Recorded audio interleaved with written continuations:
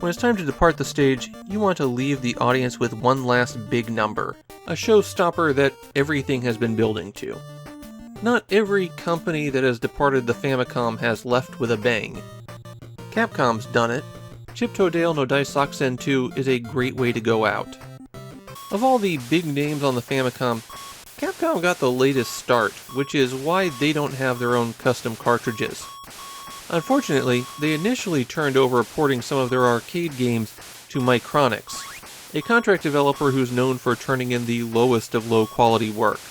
After 3 truly awful ports that also happened to sell extremely well, Capcom realized that if they wanted their Famicom games to be good, they'd have to make the games themselves. They also quickly realized that while the Famicom couldn't handle arcade ports very well, they could make original games specifically for the system. Capcom dipped their toes into other genres over time, but really they were known for their high-quality action games. Capcom also made a line of games based on Disney properties, including the original Chip to Dale no Daisakusen. That means that the sequel, which we're seeing today, is also the last Famicom game based on a Disney work. We've seen Disney games from several companies, including Hudson with the original Mickey Mouse, which Capcom later licensed and released overseas. The reason for that is the Disney license isn't one single monolithic block. You didn't sign a contract and then get access to all of Disney. The licenses were for specific things and characters, and so Capcom got licenses based on characters primarily focused on the weekday afternoon cartoons, while other companies like Kemco got licenses for specific characters. Chip to Dale no Daisakusen 2 is actually the end of Capcom's original licensing deal with Disney, too.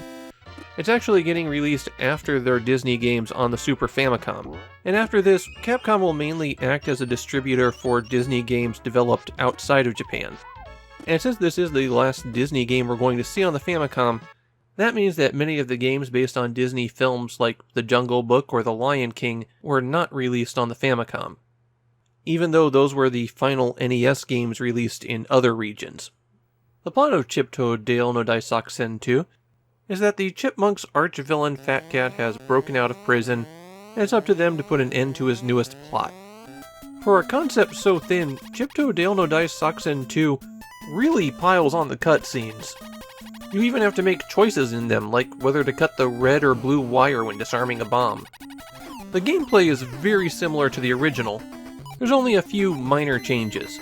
This is an action platformer where the A button jumps, and the B button interacts with objects that you'll find sitting around. Usually these will be crates, but there's a few other ones that you'll find through the game. If you don't have anything, pressing up against it and hitting B will pick it up, and then pressing B again will throw it. You can throw objects up by holding in that direction and pressing B, and one of the few new additions to this game is that you can throw objects diagonally upward. You can't throw any objects down, however. If you're on the ground and you press down, you'll duck inside whatever you're holding. And if an enemy collides with it, it'll usually damage them. Most enemies are taken out with one blow from a thrown object, but some are just stunned when you hit them. And then you can pick up that enemy and throw them, or hit them with another object to finish them off. Heavier thrown objects will travel in an arc, and then you can use it as a step. There aren't many collectibles that you can find on stages. You'll either find things that you can pick up sitting out in the open, or more likely they'll be hidden behind boxes you can pick up. The RR tokens are the most common item. They're used at the end of the stage, and if you've collected 50 of them, then you get an RR badge. Collect enough RR badges, and you extend your life bar. The maximum number of those RR symbols that you can collect is 99, so you can't earn 2 RR badges on a single stage. Before I go on, I have to point out a problem with Chip to Dale no Daiboken 2. Because you have to be pushing in a direction to pick up a box, it means you'll walk forward a little bit when you pick that box up. And that means it's next to impossible to not pick up any item that was underneath that box before you've had a chance to see it. Watch closely and you might spot one frame of whatever I'm collecting. Which is why this was the only time while I was playing that you could clearly see the nuts, the item that restores 1 health. You start out with a maximum of 3 hearts, and by the end of the game you can have a maximum of 5. The other item that you can find lying around are stars, and those will give you extra lives. You start out with 3 lives, and if you get a game over, you have 3 continues. There are 8 stages in Chip to Dale no Daisakusen 2, and for the most part, it's not that difficult, although there are a few irritating stages, like this one with the bane of all video game players, minecarts. You have to walk up to the lever at the front, and then you can press forward or backward to speed up and slow down the cart. But if you get hit, then you get knocked away from the lever, and you can't touch the lever until you stop flashing.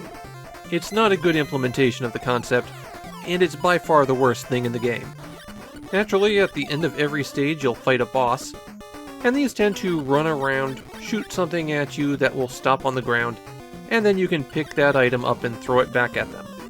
You're pretty maneuverable in this game, so it's not too hard to dodge a lot of their shots. The end boss gives you one extra nasty trick. The items it drops that you can throw back are bombs, and they'll explode when the timer reaches 0. The boss can only be hurt by an exploding bomb, so you really have to time your shots exactly right with that one. After every stage, including the final one for some reason, there's a bonus stage where you can earn extra lives. Here you have one chance to throw a ball up and hit objects above you. The white star is 1 extra life, the red star is 2 extra lives. So theoretically you would get 3 if you could hit them exactly when they line up. As in the first Chip to Dale no Daisakusen, this game has a 2-player simultaneous mode where players can throw each other around and end friendships. Chip to Dale no Daisakusen 2 is pretty well regarded in Japan, though obviously it did not sell well on release. Copies are kind of difficult to find, but the price you'll pay for your own copy is a lot less than you'd pay for a US version. They usually run about 4,000 to 5,000 yen, so high but not astronomical. I think Chip to Dale no Daisakusen 2 is pretty good.